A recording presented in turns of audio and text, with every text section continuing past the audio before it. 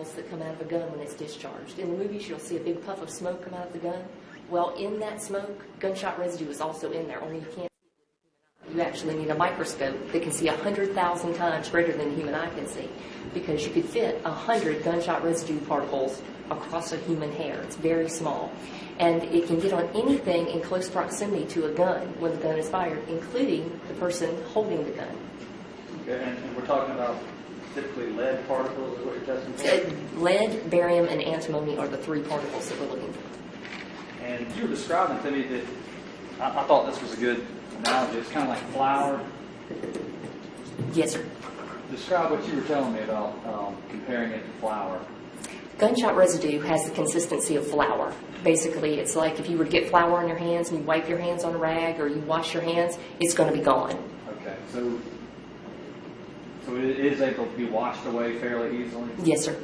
And what are some of the things that field agents, I guess, would do to preserve a surface in order to test for GSR later?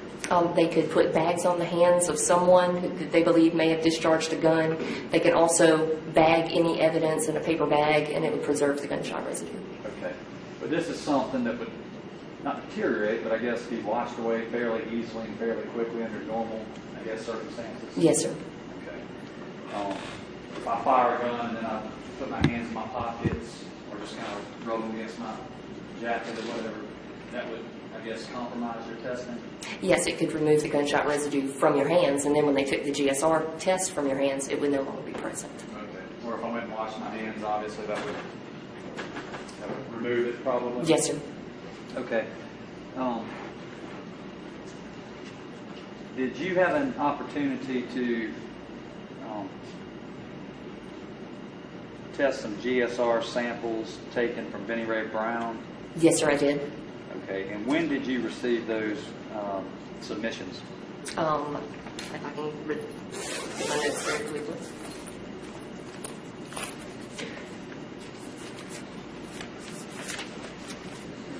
I began my analysis on 7/20 of 2011. Okay. And the incident date? Was the 13th of 7/13/2011. Okay. And what were the samples that you received?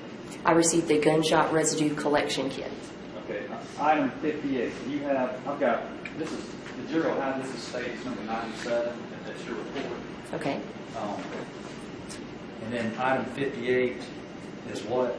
It's a gunshot residue kit. It was labeled as being collected from Benny Ray Brown. Okay. And item 58.1? Would have been a sample collected from the right palm. Okay, so the inside of his right hand? Yes, sir. And what were the results from the test of his right hand? Round lead particles were found. Round lead particles are one of the components of gunshot residue. Okay. Item 58.2 is the back of his right hand. Yes, sir. And what were the results from that? Round lead particles were also found on the back of the right hand. Okay. And then item 58.3 was his left palm, the inside of his left hand? Yes, sir. What were those results? Round lead particles were also found on the palm of the left hand. Okay. And 58.4 is the back of his left hand. What were those results? They also, round lead particles were found on the back of the left hand. Okay.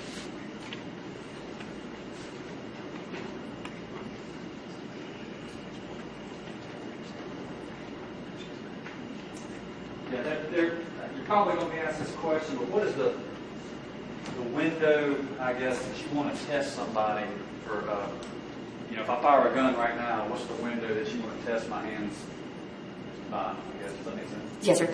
We would have to have the kit collected within 6 hours of a shooting incident. Beyond 6 hours, our laboratory testing has showed that gunshot residue would not be on the hands, so it has to be collected within 6 hours of a shooting incident. Okay. And that's because it deteriorates or washes away so very easily? Yes, sir. Thank you.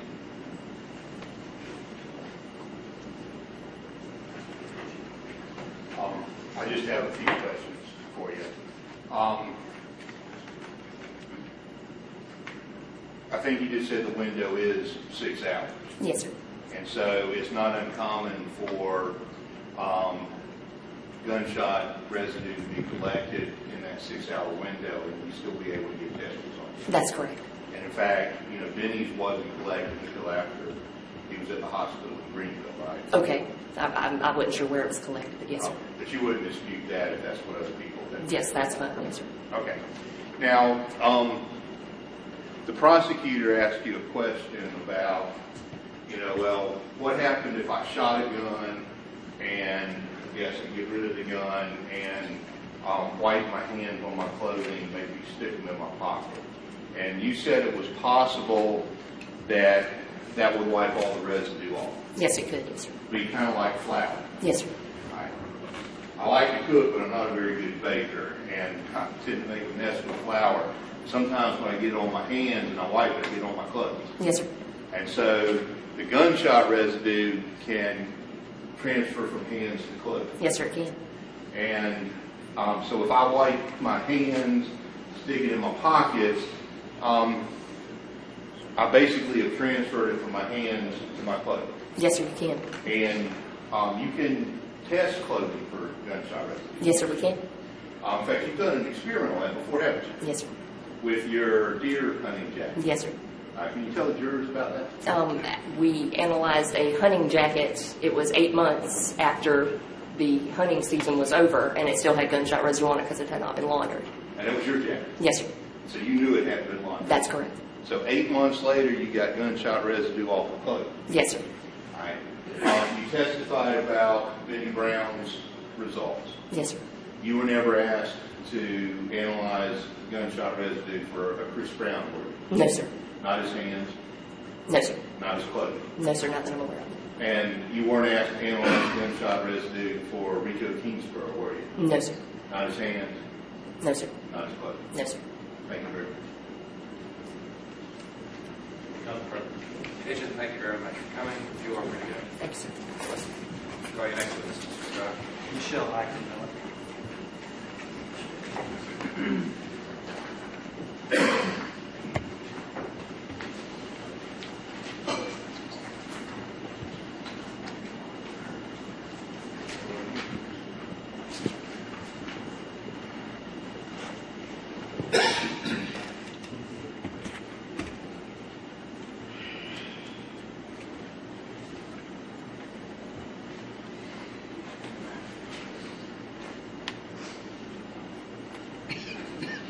Yes, thank you.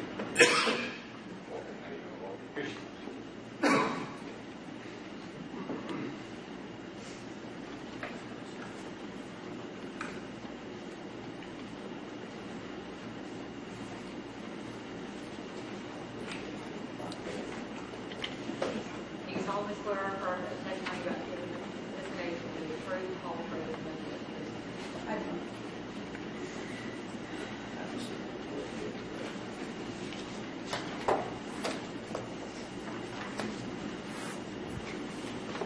All right, Ms. Eichenmiller, you also quoted Sled. Is that correct? Correct. In the firearms department? Yes, sir.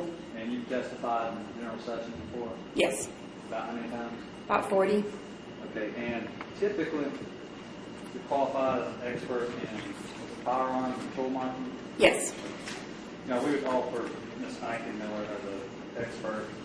We stipulate. Again, she can give opinion testimony in the field of firearms analysis. Okay. Which doesn't have to be limited to simply something she was Scott made.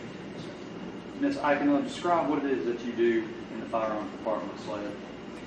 Firearms identification is the branch of forensic science that deals with fired ammunition components like cartridge cases and bullets, and then the firearms that fire them. We attempt to identify if the cartridge case or bullet was fired by a particular firearm.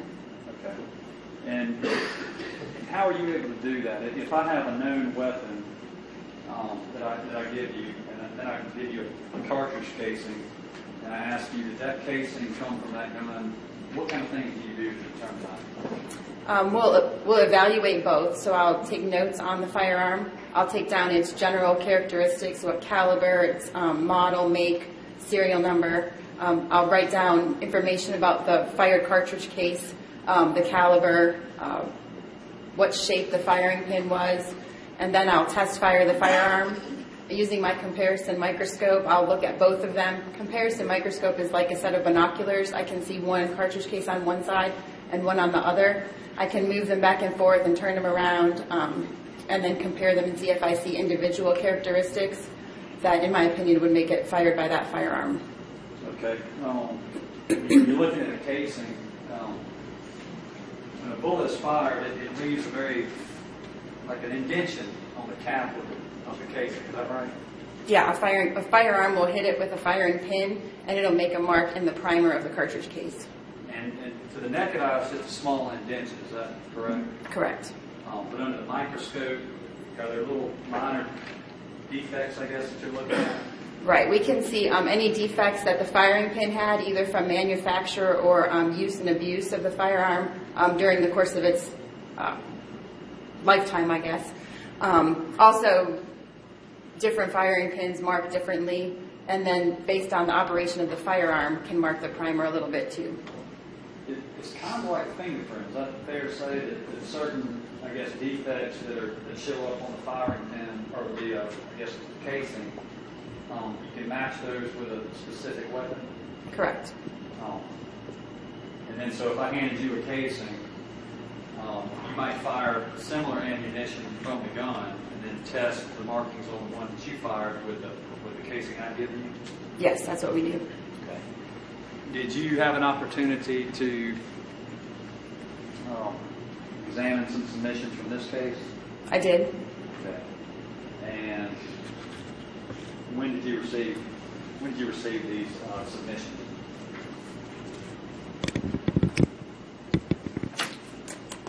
I began my examination on July 15th of 2011. Okay.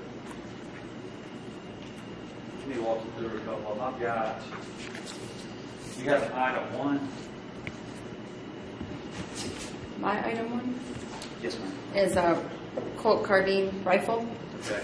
That is going to be States 84. That this is? Yes. Okay. And you performed some tests with this? Yes. Okay. You given some other submissions that were, other submissions that were, I guess, associated with that weapon? I received 25 unfired cartridges and a magazine with that firearm. Okay. If I look at items 22 through 28, what were those? They were fired cartridge cases. Okay. What's the caliber rifle is that? That's a 5.56 by 45 millimeter. That's the military designation. It's also known as a 223 Remington. Okay. I've got States 103. Tell me if you recognize what those are.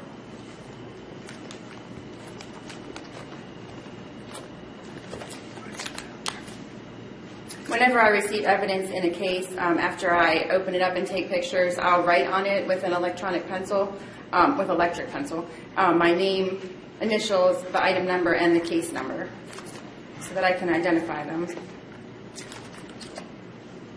These are the cartridge cases I examined. Okay, and those casings were the same caliber as that rifle? Correct. And how many were there?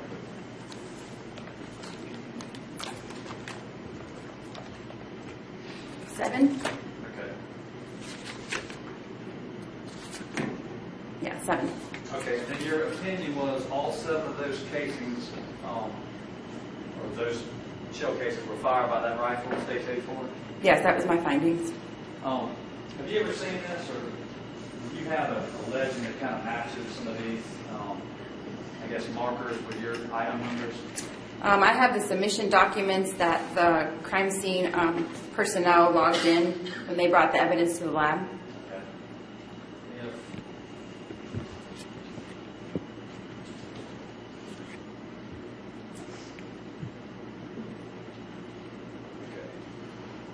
draw your attention to this is crime scenes, I guess items 1 through 7. That's their marker numbers. That's the marker numbers they don't. Yes, ma'am. According to the login paperwork, markers 1, 2, 3, 4, 5, 6, and 7 are all these unfired cartridge cases, or these fired cartridge cases that we've. Okay, so those right there came from this weapon. Correct. All right. And we know that from your test. Is that correct? Yes. All right. Let me ask you now about item number 2. Your fee. What is that listed as? It's a 1/6-hour model P229 semi-automatic pistol. Okay, that states 85. Sure. Do you recognize that to be your item 2?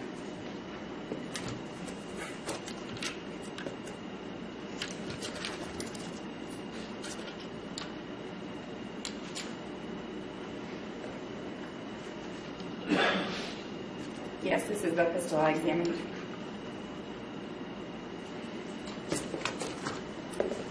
Tell me what that is again. This is the manufacturer is 6-hour. It's a model P229 in 357 SIG caliber, and it has a serial number of AE13872. Okay.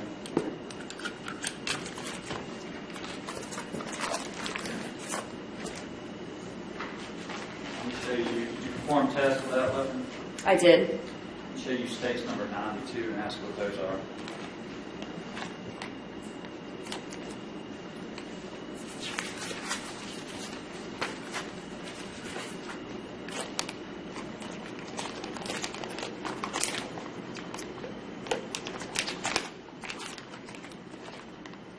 These are fire cartridge cases that I examined in this case in 357 SIG caliber.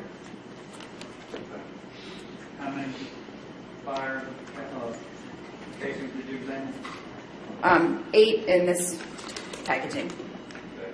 And that states 92, but is it correct your item numbers associated with that are 14 through 21? Yes, those are the correct item numbers.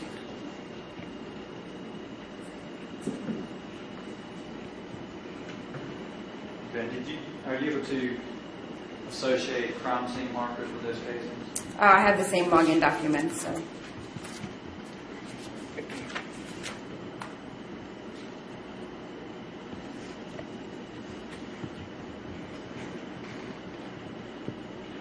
Oh, I'm sorry. What were the crime scene markers? Let me ask you, I guess, rather. You have 13, 14, 15, 16, 17, 18, 31, 37? I do. Those are the same as my item 14 through 21.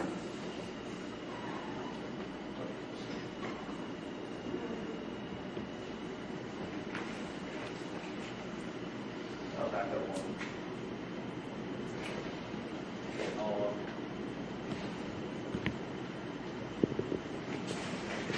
That's a 357.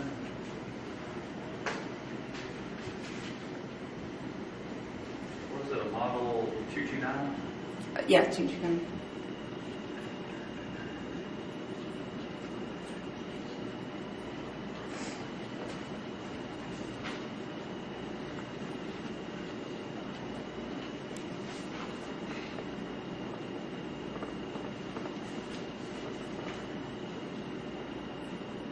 All right. Item 34, what is that?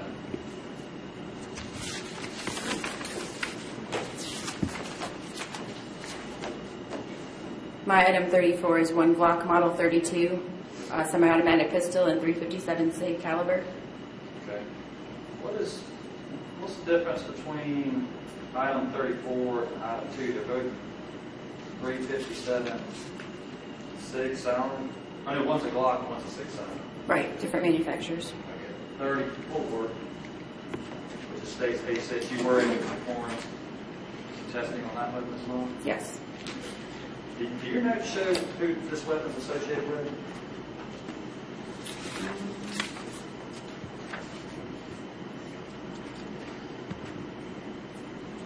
It doesn't say in the login documents. Okay. What about item 2? I should have asked that before. You have Plaxico. Yeah, item 2 is listed as from Lieutenant Plaxico. And I should have already noted that item 1, I guess, who do you have associated with that one? Shane Prather.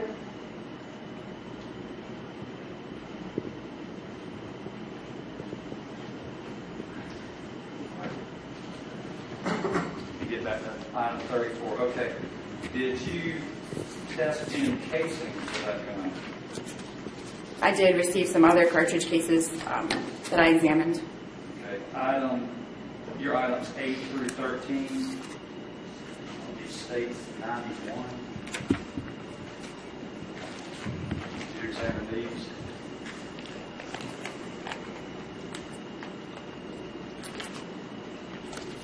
Yep. These are the cartridge cases I examined. Those are fired casings. Yes. How many of those were there? There's 6 of them. Check your notes and correct me if I'm wrong, but I have markers 25, 26, 32, 36, 38, 40 associated with that weapon.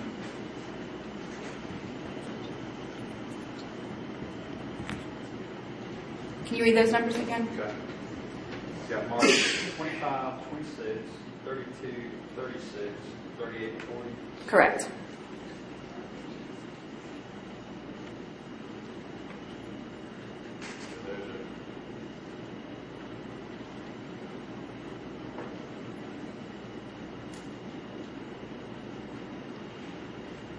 That was a 357 Glock. Yes. Okay. For 6 of those, is what you said? Correct. Okay. And what were your conclusions? Those 6 casings were fired on this state's 86? Correct. I found enough matching individual identifying characteristics to form an opinion that they were fired by that firearm. Okay. I want to ask you about a state's 87. That's, let's see, that is your item 6. Yes. What is this? It was a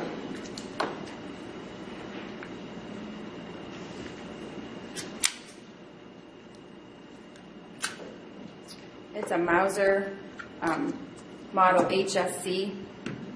The caliber is 7.65 by 17, which is also known as 32 auto semi-automatic pistol. Did you have any fired casings to compare with that weapon? I did not receive anything fired that I would have said came from this firearm. Okay. But you did say you found it to be in working order?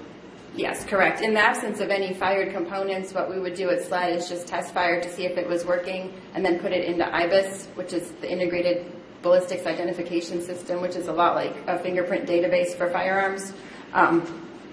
We put it in there. All right, and what's the caliber on it? It's a 7... It's a 7.65 by 17 millimeter, which is also 32 auto. Did you receive some unfired rounds that would be compatible with that weapon? I received 5 unfired rounds submitted with the firearm, and then 2 additional unfired cartridges that were submitted as a separate item number. Let me see you states 104. Do you recognize those? These are my items 29 and 30, which are 2 unfired 7.65 by 17 caliber cartridges. Okay. We were talking about that weapon. Tell me about, you have to slide how do you engage that weapon? It's a semi-automatic pistol, so once you put the magazine with cartridges in the magazine well, you pull the slide back, and that will load the first cartridge into the chamber. Once you pull the trigger, the recoil from the firearm and the power of the firing will actually cycle the slide back, eject the cartridge case, and then slide another one in as long as there's one in the magazine. Well, were you telling me that slide is prone to coming off?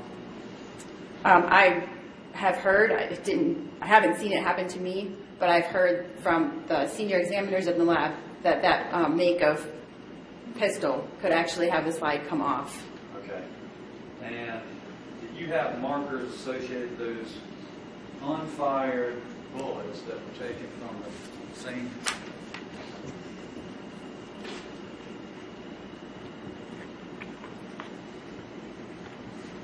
My items 29 and 30 are listed as marker 34 and 35.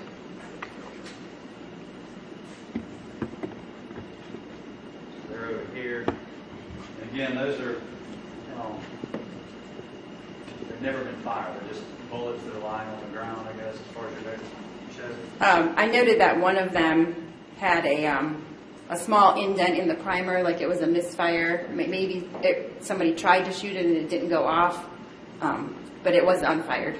Okay, so the projectile is still intact. Correct. Okay.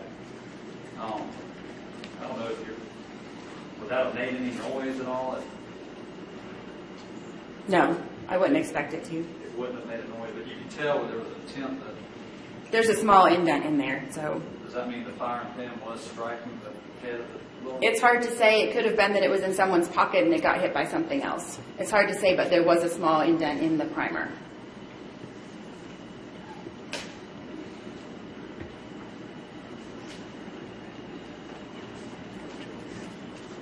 All right. I'm almost done. Did you? Your item 57, which states 9.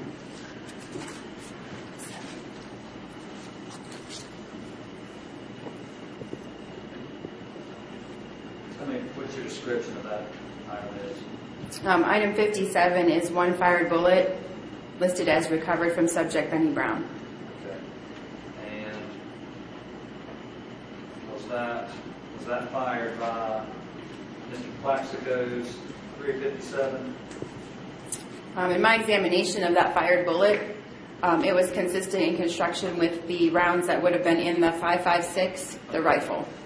So the Prater's caliber weapon are consistent with the bullet that was pulled out of Benny Brown? Yes.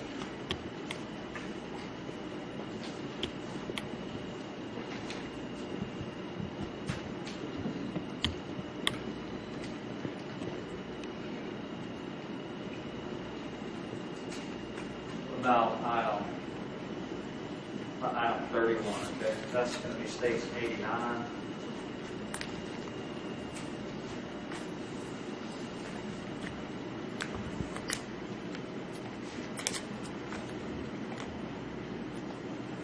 This is the item I examined. It's a fired bullet. Do you know what that bullet is? It's a 357 SIG caliber, what I would expect to find in a 357 SIG caliber cartridge. Do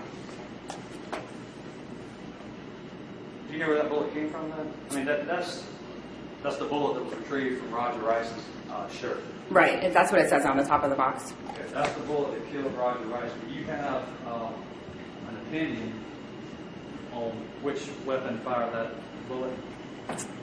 When I examined item 31, its characteristics were consistent with having could have been fired by item 34, which is the Glock. It could not have been fired by item 2, which is the Sig Sauer. All right, so it could not have been fired by that 357. Right, its general rifling characteristics were different than that firearm. Okay. What about the 5.56? It was a different caliber than that rifle. Okay. But you're saying most consistent is this 357 Glock. It could have been fired from that. Correct. I've seen a lot of these. Y'all typically list inconclusive when there's a projectile involved. Is that fair to say? We have 4 conclusions that we can have as firearms examiners. One is positive. Yes, it was fired by that firearm because I found enough individual identifying characteristics. We can say negative. It was not fired by that firearm due to differences in either rifling, like left or right twist, number of lancing grooves, or width. We can say inconclusive, which means there's just not enough marks for me to tell you for sure that that was that firearm. And then there's unsuitable, which happens if the bullet is too damaged for me to be able to say anything about it. Okay. Is that because when bullets strike an object, just the impact in and of itself can affect the bullet and affect some of the characteristics that make it unsuitable for testing? It can. Okay. But just reading your opinion, the bullet that did kill Deputy Rice, it says, item 31, fire bullet was examined, found to be consistent with the bullets loaded with some 357 SIG caliber cartridges. Correct. you can conclusively say it did not come from this 357 shot fired by flash scope. Correct. The 6 Sauer has conventional rifling, which means it has really like almost a rectangular shape to the rifling when I look at it on a bullet. Glocks have polygonal rifling, which is more like a wave.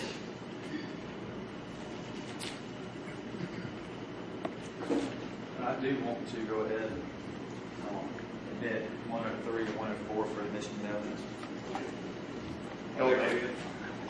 They were already in, but any objection if you're not? No, Those would be in. Okay, let me ask you, item 8 states 95.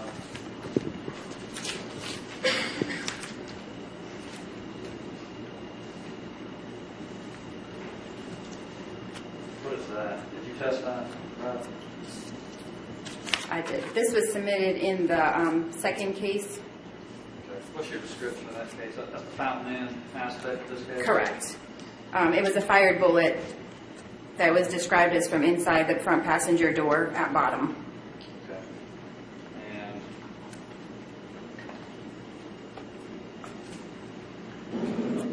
did you have any results regarding that bullet?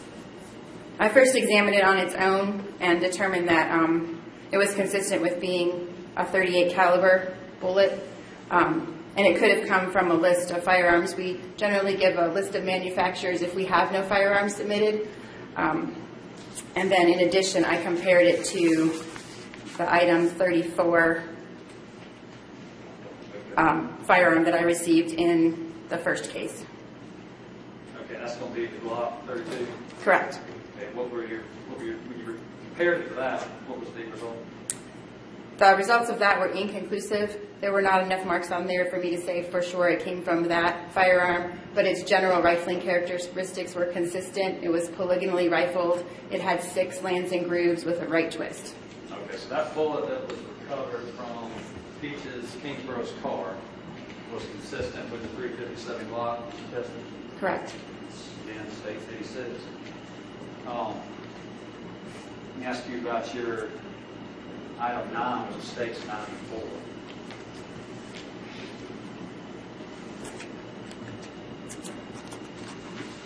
This is a fired cartridge case in .357 SIG caliber. Okay, and that was the casing found at the back of Peaches Kingsborough's automobile in Fountain Inn. That's a fired casing, you said? Yes. Fired round. Did you test that casing again with this 357 Glock that was owned by Benny Brown? I did. What did you determine? I determined that that fired cartridge case did come from that Glock. Okay, so you matched the casing found at the back of Peaches Kingsborough's car with Benny Brown's weapon. Correct. And you would say that the bullet retrieved from Roger Rice was consistent with 357 Glock. Correct. Okay.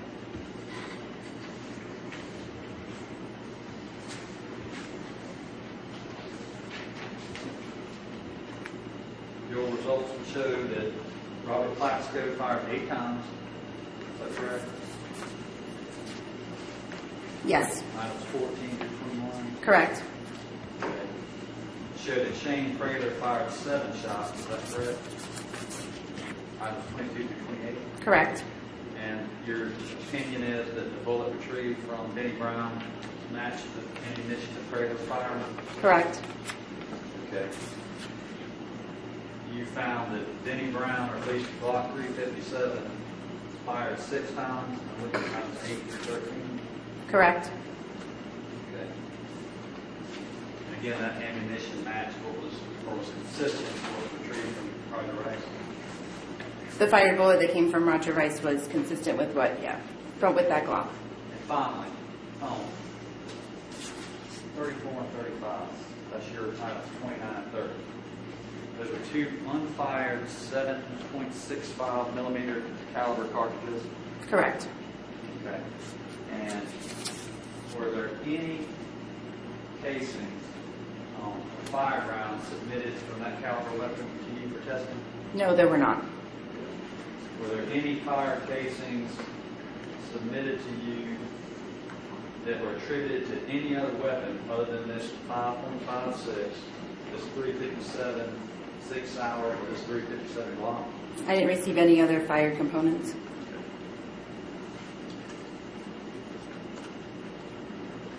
Ms. Eichenberg, thank you. Answer any questions Mr. Gross has for you, please. Gross, thank you. Good afternoon. As I understand it, your only role in this case was to examine the firearms. The firearms evidence, yes. You still have the 32 up there? I do. Is this it here? Yes. And it's, I guess, states number 87.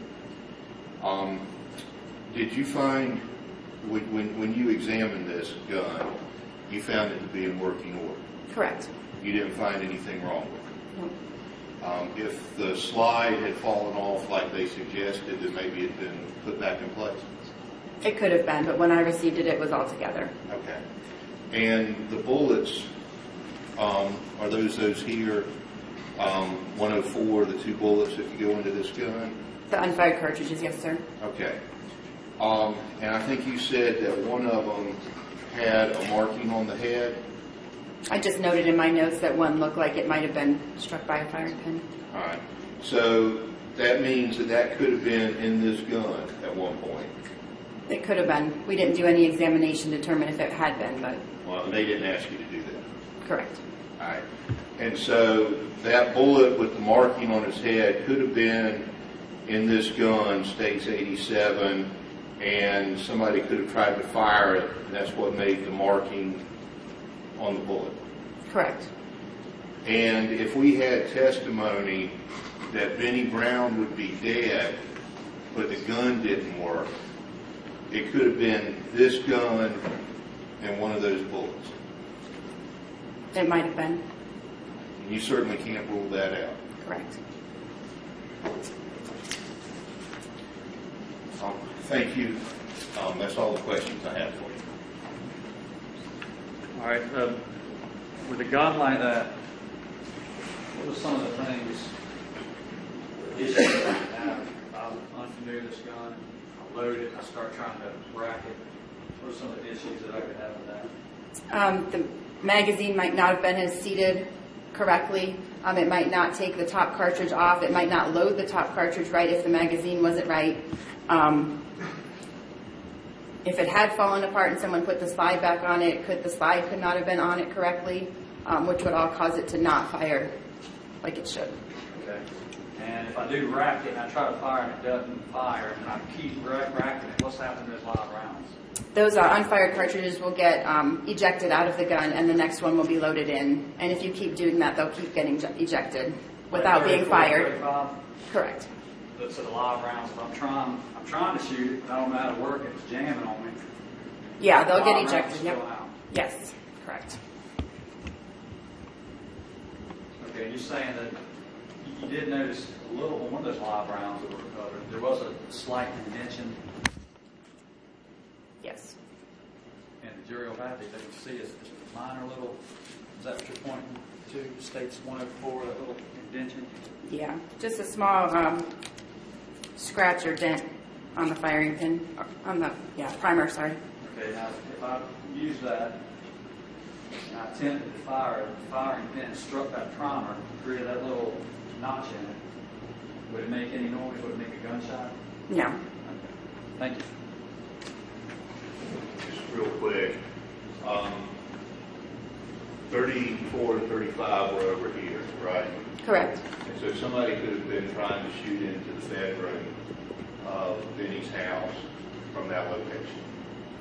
I wasn't at the crime scene. I don't know. But if they were trying to shoot it, just like Mr. Scott was demonstrating, and it wasn't working, and the gun bullets were just falling out, they would have had a good view if a bedroom was back there with them. If a bedroom was back there, yes. Thank you. All right, ma'am, thank you very much for coming. You are free to go. We'll be right back. Solicitor, call your next witness. Judge, at this time, just before we rest, I just want to make sure, states 1 through 104. I think we put them all in, just out of abundance of caution. Renew moving those in at this point. I think all of it. I think we're good. Oh, we're good, Judge. But at this time, that's the state's case. Ladies and gentlemen, the jury, I need to address a few issues of law with the attorneys. Before we proceed further, this may take 10 to 20 minutes. So return to the back, and talk about the case yet. Feel free to step outside, refresh yourselves, however, and I'll have you back here as soon as possible. Okay, thank you.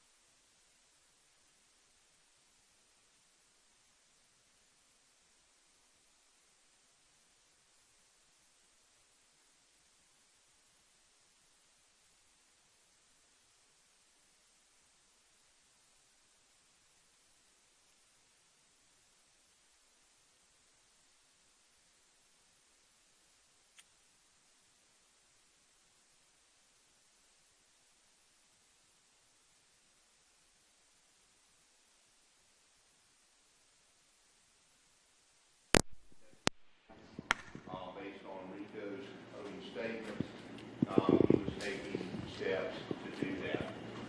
We also have the testimony from Chris Brown and Rico Kinsborough about passing the gun back and forth when they were engaged in the confrontation with Ben Juan McGee. So at that point, we have a situation where both Benny Brown and Ben Juan McGee are actually in danger. And when they're actually in danger, they have the right to respond in a reasonable manner. And when you look at the situation that was going on there that night, there's testimony that people had heard gunshots earlier in the evening. You have the confrontation right in front of Benny's door at the time that Benny opened the door and certainly shot at Rico because Rico was shot.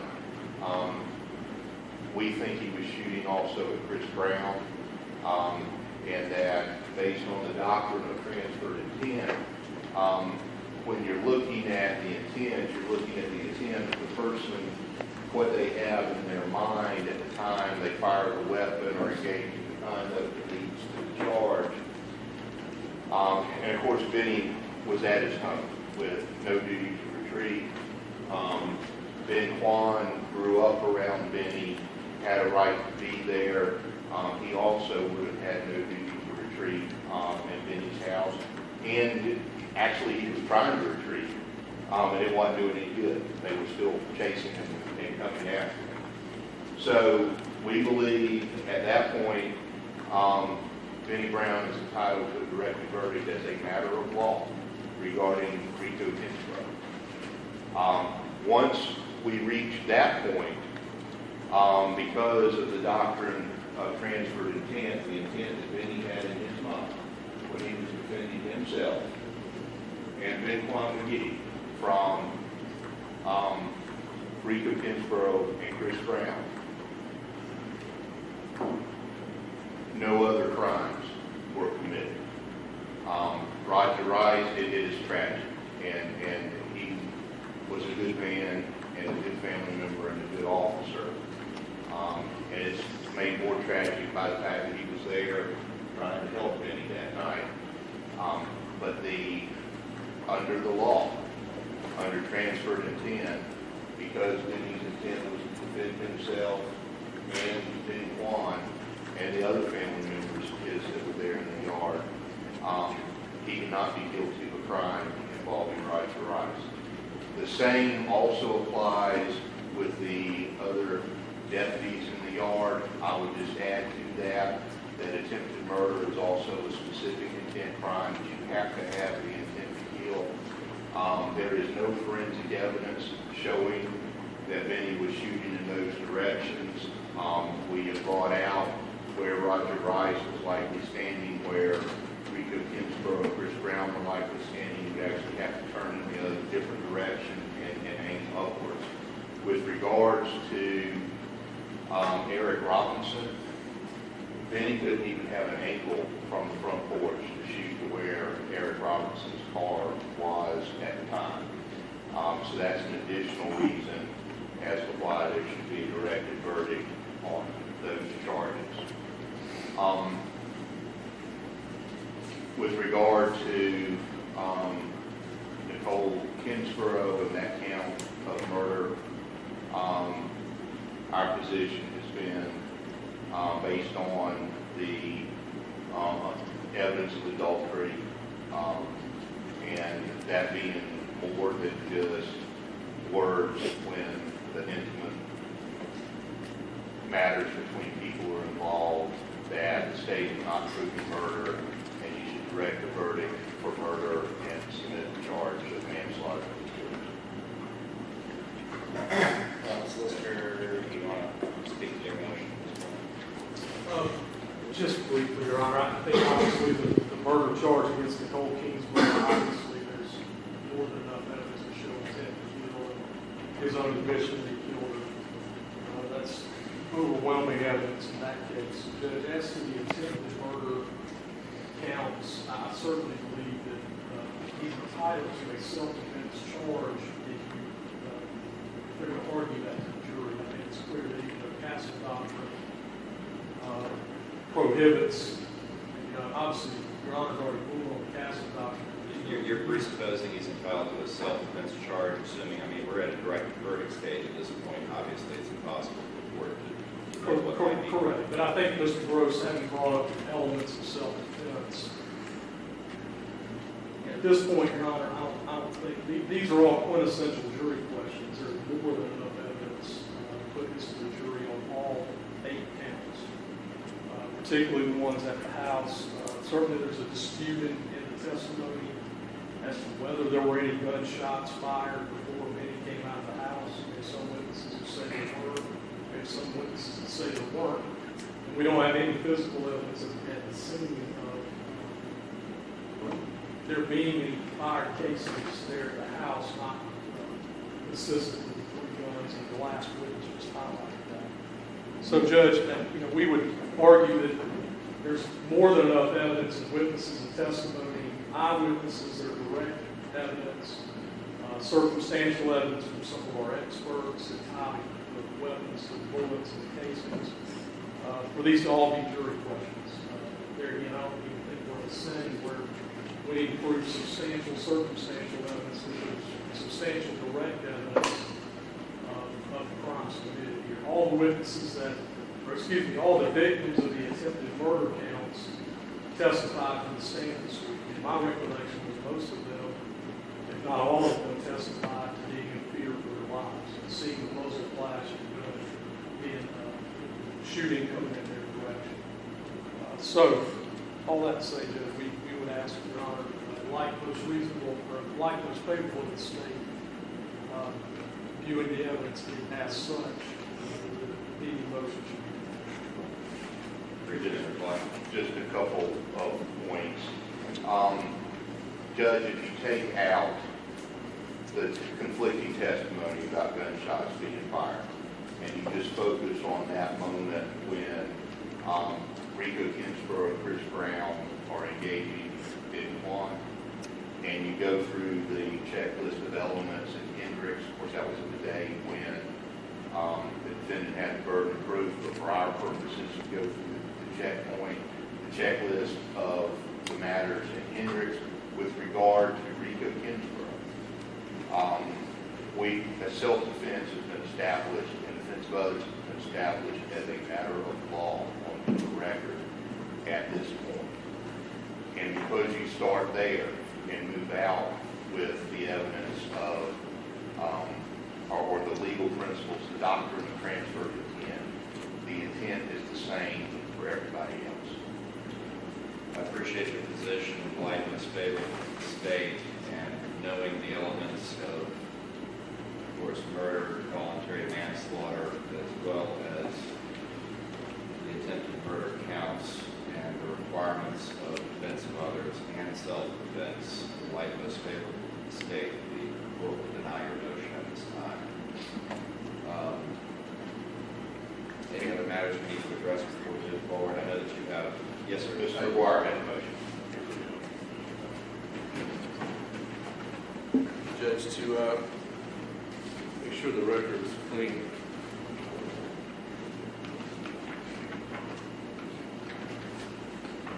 Madam Clerk, I can have you stamp something here.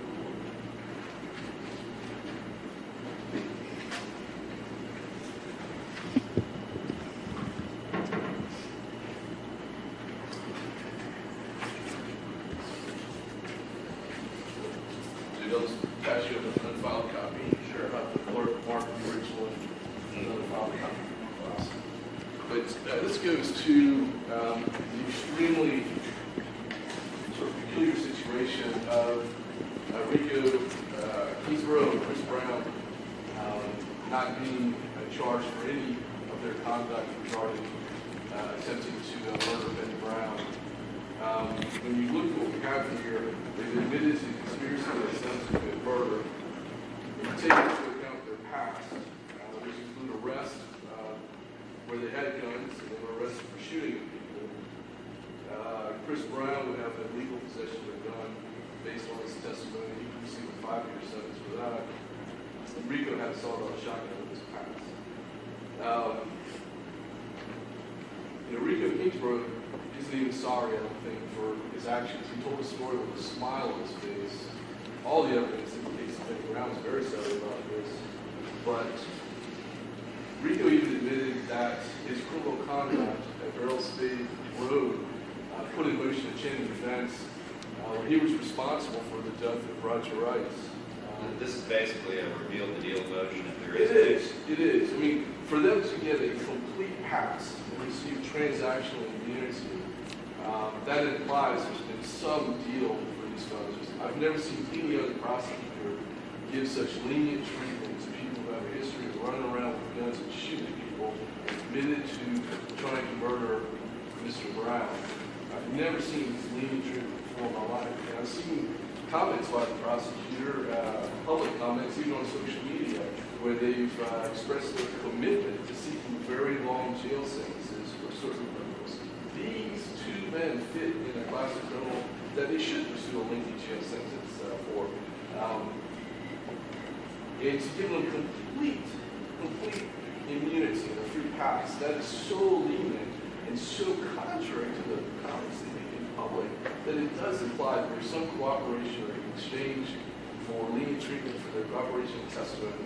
And I'm going to ask the court to inquire of each prosecutor as an officer of the court to state whether there's any kind of agreement or negotiations or assurances between the prosecutors and Christopher Brown and Rico Kingsborough. Solicitor, you want to speak to any of that? Never has such a conversation been had between either one of them. They've never been charged with anything by law enforcement.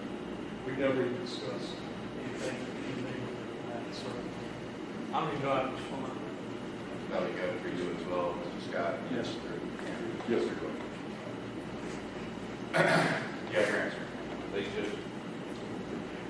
While we take a few moments for ourselves, you have your first witness here. Do you have a ballpark of how long you anticipate your case taking? And obviously, I haven't inquired of your client. I'm sure you've reviewed with your client ad nauseam his rights to testify. I know it's become almost pro forma for the court to also review those with a defendant, and I'm more than happy to do so. But do you have any ballpark on your case? Your Honor, before we started with testimony this afternoon, Solicitor Stumbo asked me if we would like to start into our case today or start fresh in the morning. And I suggested I'd rather start this afternoon. I understand. We would like to think overnight because based on what has happened here this week, we will at least shorten our case a good bit. All right. Your Honor, I did indicate, Mr. Brooks, we're fine either way. I defer to Your Honor on that. Look, may we handle it this way? May I just simply speak to you all briefly in chambers, and Yes, sir. then you can tell me what you're thinking. This reading. Very good. I want to keep this thing moving if at all possible. We'll be these about 10